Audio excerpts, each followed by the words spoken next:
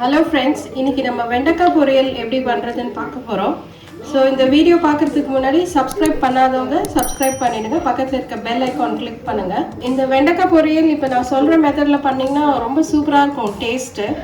So இதுக்கு தேவையானது வந்து வெண்டைக்காய், ஒரு 2 தக்காளி, ஒரு வெங்காயம், அப்புறம் மிளகாய்த்தூள். அவ்வளவுதான். உப்பு, மிளகாய்த்தூள், மஞ்சள்தூள். So இதெல்லாம் போட்டு நம்ம பண்ண போறோம். இந்த மெத்தட் எப்படின்னு பார்க்கலாம். இப்போ இதுக்கு ஃபர்ஸ்ட் வந்து வெங்காயம் தக்காளி கட் பண்ணிக்கலாம். அதுக்கப்புறம் வெண்டைக்காவும் சாப் பண்ணி வச்சுக்கலாம்.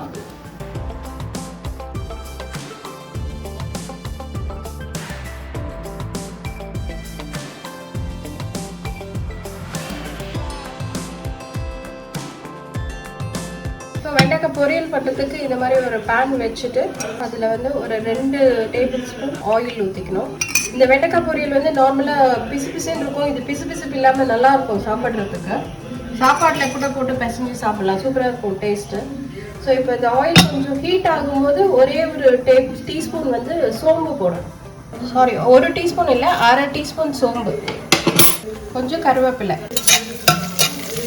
ஸோ இப்போ இது ஸ்லோ ஃப்ளேமில் வச்சுருங்க. கொஞ்சம் கருவேப்பிலை பொரிஞ்ச பிறகு கட் பண்ணி வச்சுருக்கோம் ஆனியன் அண்ட் டொமேட்டோ ஆட் பண்ணிக்கலாம். இப்போ இந்த ஒரு ஆனியன் கட் பண்ணி வச்சுருக்கோம், அதை ஆட் பண்ணிக்கலாம். ஆட் பண்ணது கொஞ்சம் அந்த ஆனியன் கலர் சேஞ்ச் ஆகிறதுக்கு சாஃப்ட் பண்ணுங்கள். மீடியம் ஃப்ளேமில் வச்சுட்டு சாஃப்ட் பண்ணுங்கள்.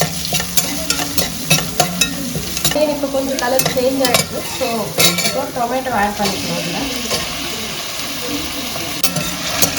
டொமேட்டோ ஆட் பண்ணிட்டு சாஃப்ட் பண்ணிக்கலாம்.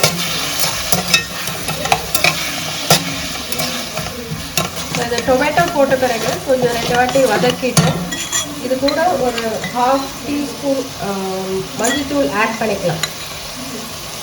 அப்புறம் உப்பு, கொஞ்சம் தேவையான அளவு உப்பு.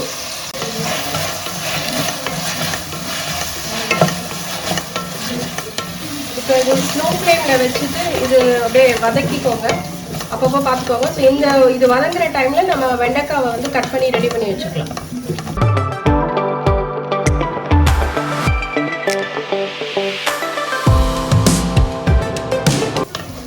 தக்காளி வந்து ஓரளவுக்கு குக் ஆகிடுச்சு. ஸோ ஹாஃப் குக் ஆகும்போது நம்ம வந்து தேவையான அளவு குழம்பு மிளகாத்தூள் ஆட் பண்ணிக்கிறோம். ஸோ இப்போ வந்து நான் 2 டேபிள் ஸ்பூன் போடுறேன். காரம் இன்னும் கொஞ்சம் வேணும்னா இன்னும் கொஞ்சம் போட்டுக்கலாம். ஸோ இதை போட்டு இதையே நல்லா அப்படியே வதக்கிடணும். இப்போ இது ஸ்லோ ஃப்ளேமில் வச்சுக்கோங்க, ஏன்னா மிளகாத்தூள் போட்டோம் அடி பிடிக்காமல் இருக்கும். ஸ்லோ ஃப்ளேமில் வச்சுட்டு அப்பப்போ அது வதக்கி விட்டுக்கோங்க. ஒரு 5 மினிட்ஸ் வதக்கிடுங்க. அப்புறமா வெண்டைக்காவை ஆட் பண்ணிக்கலாம். இப்போ இது நல்லா வதங்கிடுச்சு, மிளகாத்தூள் ஸ்மெல்லும் ரா ஸ்மெல்லும் போயிடுச்சு. ஸோ இப்போ இது கூட நம்ம வந்து கட் பண்ண வெண்டைக்காவை ஆட் பண்ணிக்கலாம். இப்போ இந்த வெண்டைக்காவை இதில் சேர்க்கணும்.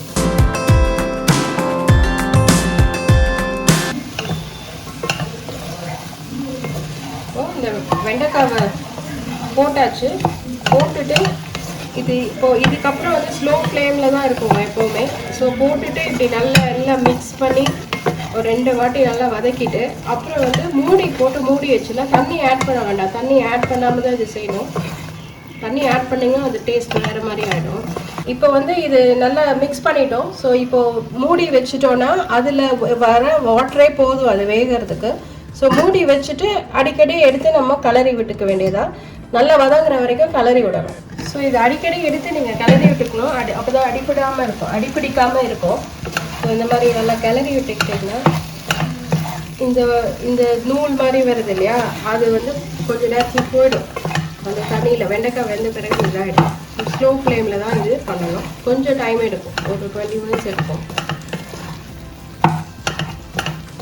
ஸோ அது டைம் ஆனாலும் ஸ்லோ ஃப்ளேமில் தான். ஸோ நீங்கள் அது வச்சுட்டு நீங்கள் வேறு வேலை பார்க்கலாம். அடிக்கடி வந்து செக் பண்ணிக்கோங்க.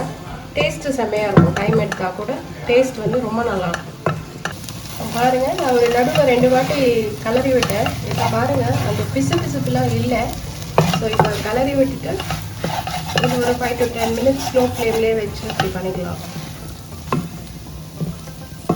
இந்த வெண்டைக்காய் கூட வெந்துடுச்சு.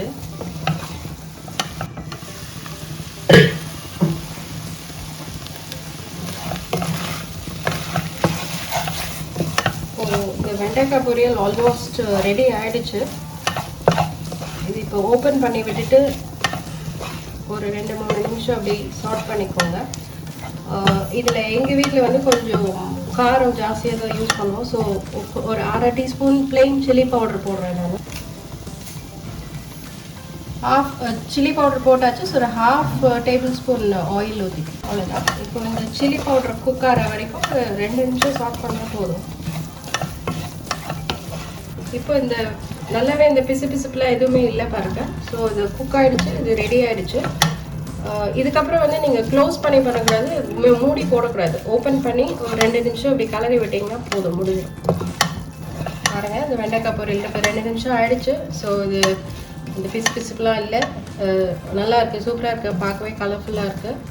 ஸோ இதை நீங்கள் செஞ்சு பார்த்துட்டு இந்த வீடியோ பிடிச்சிருந்ததுன்னா லைக் பண்ணுங்கள், ஷேர் பண்ணுங்கள், கமெண்ட் பண்ணுங்கள். தேங்க்யூ.